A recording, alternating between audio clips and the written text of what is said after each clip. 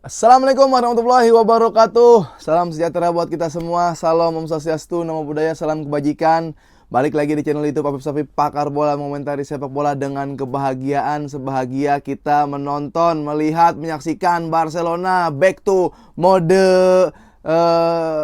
pertunjukan. Back to mode pertunjukan. Nih balik lagi, back on the track lagi. Barcelona menang 5-1, hal yang wajar yang didapatkan oleh Barcelona, dan ada beberapa perubahan permainan terjadi di situ. Diantaranya ada mukjizat, yaitu Frenkie de Jong mencetak gol, 1 gol dan 1 assist. Ya, walaupun dia bermain sebagai subs di babak kedua, tapi dia memberikan 1 gol dan 1 assist. Ada juga Ferran Torres yang mencetak 1 gol. Mudah-mudahan dunia nggak kiamat ya. Gue takut ada kayak tanda-tanda kiamat udah mulai kelihatan, yaitu dengan kita nonton Ferran Torres cetak gol. Tapi kan bukan masalah golnya doang gitu, tapi apa yang dilakukan pemain tersebut setelah mencetak gol. Nah, nanti kita akan bahas, dan semakin seru, semakin menarik lagi klasemen La Liga. Ya, walaupun Madrid harusnya, ya kalau Madrid menang 2 pertandingan, dia tetap berada di puncak klasemen dengan selisih 2 poin. Karena ada yang kepospon, jadi nanti nanti pagi Madrid lawan Athletic Bilbao. Kita tunggu pertandingan seperti apa. Tapi kita akan review seluruh pertandingan, hal demi hal, detail performance pemain, dan ada isu-isu terbaru seputar Barcelona gua akan bahas. Tapi sebelumnya gua mau ucapin terima kasih buat kalian yang selalu nonton, like, komen, dan subscribe channel YouTube ya Afif Safi, pakar bola mengomentari sepak bola dengan kebahagiaan. Ya, para karbol mania, absen dulu dari Sabang sampai Maroke. Semoga semua dalam keadaan sehat. Semoga semua yang lagi sakit diangkat penyakitnya, yang belum kerja mendapatkan pekerjaan, yang udah kerja makin sukses, yang masih sekolah atau kuliah mendapatkan nilai yang bagus dan diterima di universitas atau di kantor yang kalian inginkan. Oke, absen dulu dari mana aja? Sabang sampai Maroke, dari seluruh Indonesia, yang dari luar Indonesia juga. Saatnya kita review Barcelona 5-1 berhadapan dengan Mallorca. Jadi sebenarnya gue agak deg-degan karena Mallorca ini, Barcelona nih habis kalah ya, bahkan sama Las Palmas, dengan permainan yang di kandang sendiri. Mainnya aneh, banyak pemain-pemain yang underperform semua. Itu Las Palmas ada di peringkat 10 ke bawah bahkan. Nah, Mallorca sebenarnya kan dia ada di posisi 5. Sekarang gue gak tahu 5 apa 6 gitu. Tapi secara kualitas di atas kertas, Mallorca ini emang lebih unggul dari Las Palmas. Nah, dan gue gak tahu juga, jaraknya kan deket. Baru kemarin main apa Minggu apa Senin gitu ya, yang kalah lawan Las Palmas. Main lagi, siapa yang akan diistirahatkan gitu. Apalagi ngelihat line up, tiba-tiba Ferran Torres di depan gitu. Nih habis minum apa si Hansi Flick gitu, habis ke dukun mana Hansi Flick, tiba-tiba ada Ferran Torres gitu. Nah, tapi yang menjadi perubahan memang ada Ferran Torres doang di lini depan pada saat babak pertama. Walaupun gue masih menantikan Szczęsny ini main menggantikan Iñaki Peña ya, walaupun si Hansi Flick bilang ya, biar bagaimanapun Iñaki Peña adalah kiper utama kita untuk saat ini. Iya, tapi gue mau lihat Szczęsny. Ngapain dibeli, orang lagi nyantai ngerokok-ngerokok ya, disuruh latihan lagi. Kalau gue jadi Szczęsny ya, dengan kondisi sekarang udah dipanggil pas pensiun, datang lagi tapi nggak dimainin, gue ngerokok, gue di bench, gue Hansi Flick gitu ya, seru nonton, seru, semangat ya. Dan itu yang terjadi. Nah, baliknya Lamine Yamal langsung memberikan 2 assist.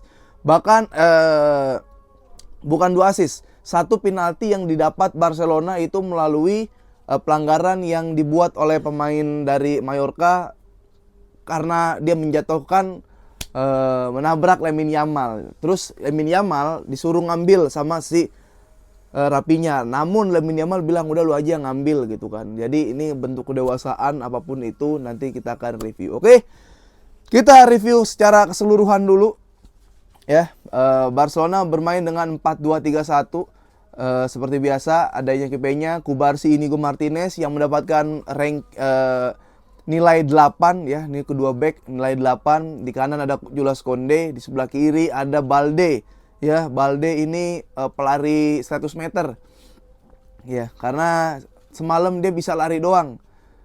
Lalu di tengah ada Pedri dan Casado. Ini duet pakem sekarang, duet yang jangan digantikan dulu ya. Boleh digantiin tapi Bernal, berarti tahun depan gitu. Jangan digantiin dulu sebelum tim menang, baru boleh tarik salah satu dari mereka berdua. Nah di depannya ada Dani Olmo yang main langsung ya, walaupun dia nggak terlalu kelihatan gimana-gimana ya di match semalam. Di kanan langsung ada Lamine Yamal. Dan di sebelah kiri ada Rapinya, di depan ada Ferran Torres. Ya, gol pertama itu memang harus gol karena bola striker, bola dakduk. Ini kejelian dari Pedri yang berikan assist ke Olmo. Gue seneng banget kalau ada short pass tapi kenceng. Dar! Short pass tapi kenceng. Berarti kan secara tidak langsung pemain yang menerima passingnya itu harus kualitas kontrolnya harus bagus banget dan pasti harus berkelas. Ya Olmo bisa dapat passing kayak gitu, dapat bola langsung sekali lewatin satu pemain, di shoot, nabrak pemain. Setelah itu bola deflect, akhirnya kena si Ferran Torres. Jadi tinggal nyeplosin Ferran Torres ke gawang. Setelah itu cetak gol. Terima kasih Ferran Torres untuk gol pertamanya. Tapi setelah itu ngapain? Antum ngapain Ferran Torres? Hah? Antum ngatain goblok ke penjual es? Apa gimana? Ferran Torres? Enggak kan? Lu main setelah golin. Oke, dia cetak gol, 1 gol buat tim kita. Cuma kalau emang mau nilai permainan, ngapain setelah itu? Kontrol lepas, ada peluang assist bagus banget dari Rapinya. Itu kalau emang bola striker world class, itu udah pasti gol.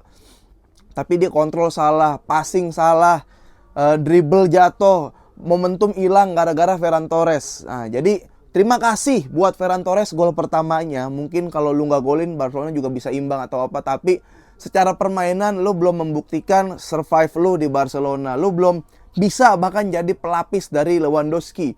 Ya, gue lebih pengen lihat Pau Victor di situ memang. Nah, gol kedua ini penalti dari Rapinya karena Lamine Yamal dijatuhin. Penalti dulu apa Trivela dulu penalti dulu. 1-1 terus penalti. Setelah itu Trivela dari Lamine Yamal. Trivela dari Lamine Yamal golin lagi Rapinya. Ini Rapinya lagi enak banget mainnya ini di posisi flank kiri ya. Setelah itu di babak kedua Frenkie de Jong masuk langsung cetak gol.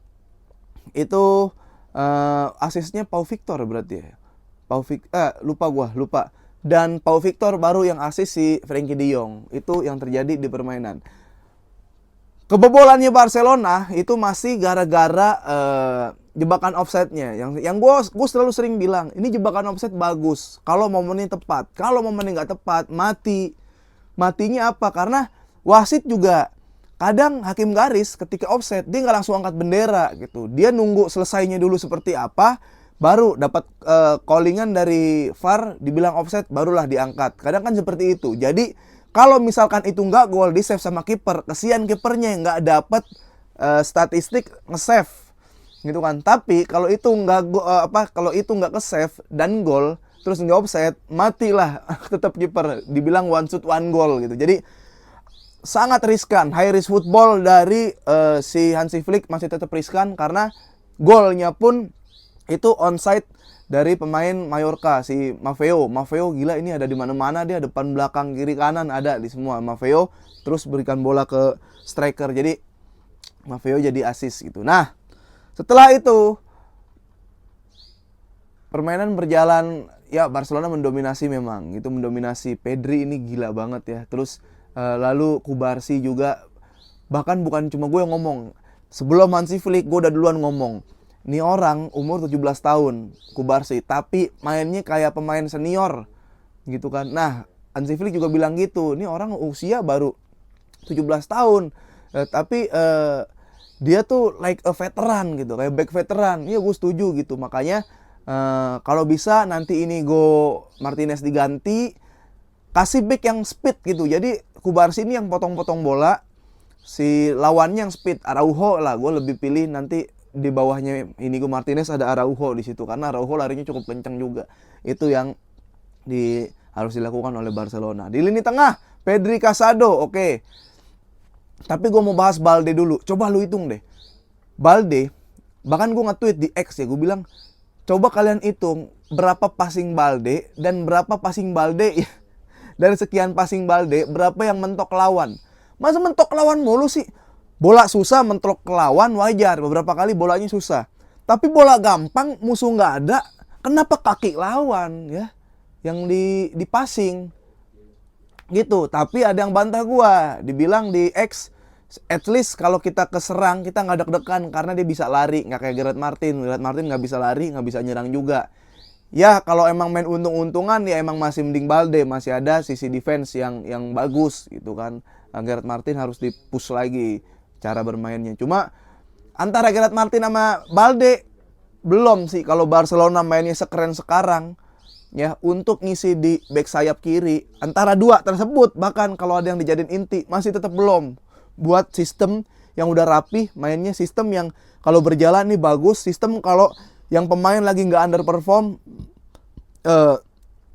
world class-nya kelihatan. Balde sama Gerard Martin belum justru gitu. Di sebelah kanan Konde nggak terlalu banyak tekanan, justru dari back sayap dari Mallorca itu bagus, gue lupa namanya, bagus tuh. Yamal beberapa kali nggak lewat, tapi sekalinya lewat emang gol. Itu ajaibnya Lamine Yamal. Nah di tengah Pedri dan Casado ini luar biasa ya. Dia kayak udah main dari akademi gitu kan. Kalau Casado kan La Masia, si Pedri siapa Las Palmas gitu. Tapi secara main kayak lu main dari kecil deh berdua kayak gitu. Chemistry-nya bagus, saling nutupnya bagus. Kalau Pedri lagi di atas, Casado nge-backup, Casado siap jadi breaker, potong serangan lawan. Kalau Casado lagi naik dikit, Pedri yang turun. Bahkan gue ngeliat Olmo juga turun di situ. Nah, tapi Olmo memang lagi underperform. Lamine Yamal. Sebelum main dia bilang, gue kayaknya mendingan main dah dan ada di lapangan gitu. Karena kalau gue nonton Barcelona di TV, kalau gue lagi cedera kemarin nonton Barcelona di TV, gue lebih deg-degan. Lucu banget. Dia lebih deg-degan nonton Barcelona di rumah ketimbang dia di bangku cadangan atau lagi main gitu. Ya kayak mendingan gue main aja gitu. Terus setelah golin ditanya, kok lu bisa gitu Lamine Yamal? Iya karena gue main PS itu pencet L2 di FIFA. Lucu banget Lamine Yamal. Lucu banget cok. Dan kalau di FIFA gitu, itu kan banyak skill move dan trik-triknya kan, pencetan-pencetannya banyak juga tuh. Nah, kalau emang Lamine Yamal jago main FIFA, ya dia bisa aplikasikan gayanya permainan dia di FIFA gitu, di kehidupan nyata itu. Lucu banget. Ntar ada rainbow flick lah, ada skill move 360 atau apa. 360 kan dia sering muter-muter lewatin orang gitu. Itu di PS tuh. Di PS. Lucu banget lah Lamine Yamal. Nah, rapinya keren, main luar biasa gitu. Nah, tapi kita sekarang mau membahas Frenkie de Jong nih. Gue yakin lu nungguin gue bahas Frenkie de Jong. Ada yang beda dari Frenkie de Jong. Ferran Torres udah bilang ya, oke terima kasih golnya Ferran Torres, tapi setelah gol lu ngapain gitu kan. Dan lu diganti sama Pau Victor bisa langsung cetak gol. Karena sekeropos itu defense dari Mallorca sekurang itu. Dan kita memang butuh Lamine Yamal bukan sebagai pengen banget menang, pengen banget golin, enggak. Lamine Yamal bisa assist, Lamine Yamal bisa ngasih umpan enak, Lamine Yamal bisa nge-service striker yang siap golin. Jadi dia bisa jadi gelandang juga. Dia kan bau-baunya kan agak-agak Messi kan mainnya kan. Itu yang terjadi. Nah, kok bisa Frenkie de Jong masuk terus langsung golin? Nah, pertama emang nih pergantian sama Casado ditarik, Olmo juga ditarik. Ya, Casado kartu kuning nih, baru merah udah selesai kartu kuning lagi. Casado, Olmo. Jadi si Gavi main bareng Garcia. Dia itu ternyata yang menjadi double pivot, Gavi Garcia. Olmo ditarik, yang gantiin posisi Olmo adalah Frenkie de Jong. Dan terbukti ketika Frenkie de Jong bermain sebagai striker, second striker, dia bisa berkontribusi. Dia bisa cetak gol dan bisa berikan satu assist. Ya, bola muntahnya jadi gol. Bola umpan pre-assist, lupa gue siapa yang pre-assist, tapi diselesaikan lalui assist dari Frenkie de Jong dan gol dari Pau Victor. Nah, kalau lu nonton video gue sebelumnya, lu pasti tahu kalau gue bukan benci sama de Jongnya, bukan benci as person, tapi benci sama role play-nya de Jong, benci sama positioning-nya de Jong di Barcelona. Ya. Karena gue selalu bilang, de Jong bukan pemain jelek. De Jong pemain bagus. Tapi dia males. Gue benci malesnya de Jong. Gue benci role play-nya de Jong. Gue benci positioning-nya de Jong di Barcelona saat ini dengan gaji yang tinggi dan minim kontribusi. Tapi kalau emang ini orang bagus dan dapat posisi yang tepat, silakan lu terus buktiin Frenkie de Jong. Silakan lu terus kasih tahu kalau lu emang bisa main gitu. Karena gue ngelihat ketika lu double pivot, lu turun, lu nggak mau keringetan. Ketika lu double pivot, lu nggak bisa jadi breaker, lu nggak bisa memotong serangan, memutus serangan, lu nggak bisa pressing lawan, lu nggak bisa ngecover lawan. Tapi kalau main emang dia lagi di atas angin, lagi menang kayak kemarin, dan lu main sebagai second striker, nah lu ada kontribusinya tuh, Frenkie de Jong. Ya, jadi kan yang gue bilang lah, dia bukan pemain jelek, tapi kemarin males, minim kontribusi. Ya, sekarang habis digolin dan cetak 1 assist, dia udah bilang, saya sudah siap bermain 100%. Gitu. Jadi, kalau emang Frenkie de Jong posisinya bukan double pivot atau dia nggak bisa sebagai defense midfield, kejauhan dari gawang lawan, tapi ketika diserang lu nggak bantuin temen lu berjibaku, boleh sekali-kali kita kasih kesempatan, kita lihat Frenkie de Jong main di belakang striker. Cuma lu lihat kualitas Olmo kayak gimana. Saingan lu kalau misalkan di depan belakang striker, Olmo tuh selain bisa assist dan bisa cetak gol, ya klinis banget kalau udah depan gawang. Kalau lagi diserang, Olmo ada di kotak penalti Barcelona. Nah, kalau lu nggak bisa melakukan hal yang seperti itu, bisa gak ketika lagi dapat bola lebih bagus dari Dani Olmo? Karena kalau lu dapat bola nggak lebih bagus dari Olmo, tapi etos kerjanya Olmo luar biasa, lah ngapain pasang Frenkie de Jong? Mending Olmo terus. Nah, tapi kalau lu emang nggak bisa, yang etos kerjanya luar biasa, keringetan, berjibaku, benturan, ya. Benturan kan kadang kayak, nggak apa-apa kalah, yang penting ditabrak dulu aja gitu. Ada kemauan buat benturan. Nah, ini nggak ada Frenkie de Jong. Tapi kalau lu lebih bagus dari Olmo jadi second striker, ya lu bisa tunjukin, lu bisa tunjukin dan harus lu lakuin buat minimal kayak ngasih lagi trust buat fans-fans yang udah terlanjur ngelihat aura lu negatif. Gitu, Frenkie de Jong. Coba sini fans Frenkie de Jong ya. Sekali lagi gue katakan bahwa Frenkie de Jong kalau jadi double pivot, ya dia bingung, tugasnya apa dia bingung. Nyerang terlalu jauh dia capek, ya ke belakang dia nggak mau benturan, nggak mau keluar keringat, nggak mau sakit. Nah, tapi kalau lu di belakang striker, ada orang namanya Dani Olmo yang klinis, yang efektif, kalau dapat bola di situ, yang bisa assist, yang bisa cetak gol, bahkan dia mau turun. Nah, kalau lu emang kagak bisa jadi double pivot atau defense midfield, tapi seumpama dikasih kesempatan sebagai second striker kayak kemarin, lu harus bisa buktiin. Dan lu bisa nakar diri lu pantas apa enggak berada di Barcelona. Itu Frenkie de Jong ya. Jadi selamat buat fans Barcelona ya. Habis kalah lawan Las Palmas, akhirnya menang lagi lawan Mallorca, back on track lagi, mode pertunjukan lagi. Apalagi buat fans Frenkie de Jong yang mana nih haters Frenkie de Jong? Ya gua haters Frenkie de Jong saat itu. Gua haters Frenkie de Jong bukan as person atau kualitas permainannya. Enggak, gua benci Frenkie de Jong kalau dia malas, gua benci Frenkie de Jong kalau dia nggak mau berjibaku, gua benci Frenkie de Jong kalau dia minim kontribusi. Itu ya. Jadi kalau lu bilang lu harusnya bisa ini dong sama pemain juga kalau lu fans Barcelona. Lah gue cintanya sama Barcelona. Ya, gue cintanya sama Indonesia. Kalau Indonesia ada yang korupsi, kalau ada Indonesia yang rugi negara, kalau ada utusan-utusan presiden yang ngegoblok-goblokin tukang ST, ya kita sikat. Itu kan. Gue cintanya sama Barcelona. Kalau ada yang merugikan Barcelona, kalau ada yang bikin Barcelona jadi lemah, kalau ada lubang dari pemain yang bikin kelihatan lubang Barcelona, kita sikat demi Indonesia, demi Barcelona. Oke? Gitu aja. Teman-teman, terima kasih yang selalu nonton Pakar Bola Komentari Sepak Bola dengan kebahagiaan, Karbol Mania. Semoga semua dalam keadaan sehat ya, Karbol Mania. Sekali lagi, Pakar Bola bukan cuma gua denger bikin YouTube, siaran, lu dengerin, tapi lu juga bisa gua dengerin dengan lu komen di kolom komentar, lu komen di kasih argumen-argumen lu di kolom komentar, karena bukan cuma gua ngomong lu dengerin, tapi gue juga pengen dengerin opini dan argumen. Oke? Sehat-sehat selalu. Sampai ketemu di match-match La Liga selanjutnya dan info-info menarik seputar sepak bola. Sampai ketemu lagi di channel YouTube Pakar Bola, mengomentari sepak bola dengan kebahagiaan. Selamat berbahagia teman-teman. Assalamualaikum warahmatullahi wabarakatuh. Salam sejahtera buat kita semua. Salam Om Swastiastu, Namo Buddhaya, salam kebajikan. Vamos, vamos, vamos.